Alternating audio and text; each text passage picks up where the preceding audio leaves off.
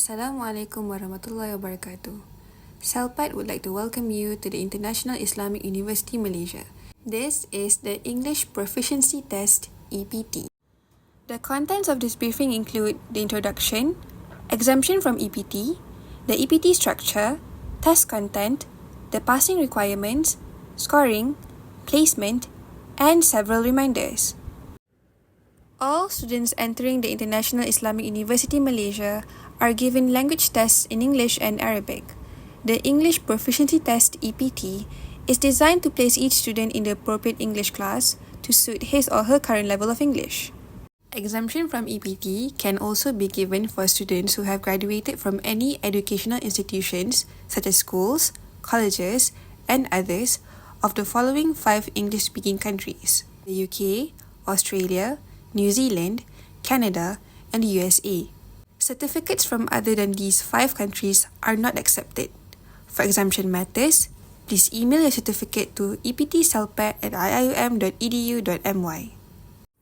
Other accepted certificates are as follows: the Cambridge Certificate of Proficiency in English, CPE, with a minimum of grade C, the Cambridge Certificate of Advanced English, CAE, with a minimum of grade B, the International Baccalaureate Standard Level, SL and HL, with a score of 5 in English, the European Baccalaureate, with a score of 70% in English, the Edexcel PTE, with scores of 50 and above, and for English Language IGCSEs, for English as First Language, with a minimum of grade C and above, and English as a Second Language, with a minimum of grade B and above.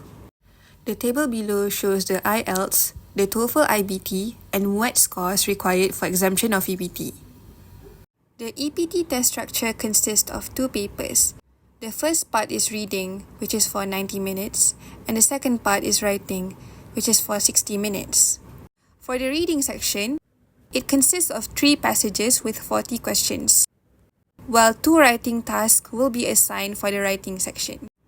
Next, these are the passing requirements for the EPT. These are the minimum requirements for exemption of EPT for undergraduate students.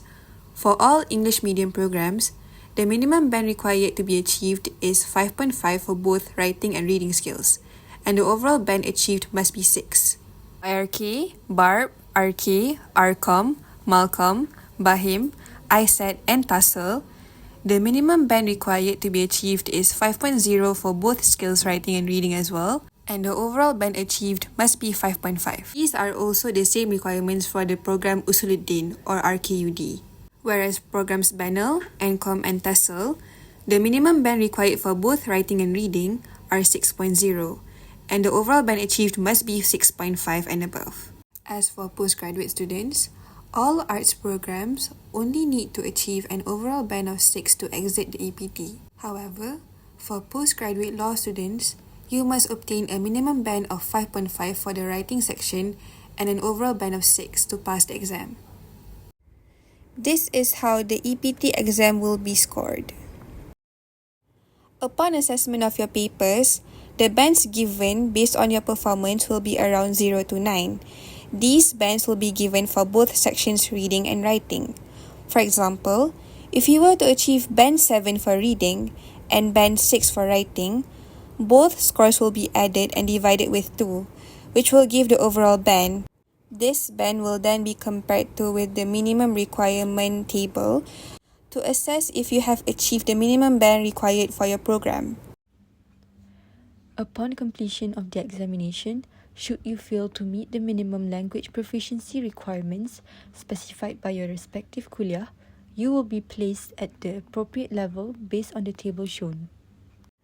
A gentle reminder for students to bring along their metric card or temporary metric card, and your IC or passport or any other form of the identification document with photo ID to verify your identity. The following are not applicable for new intake EPT: rechecking of results and to resit for the EPT. That's all from EPT Sept. Thank you and all the best for your upcoming papers.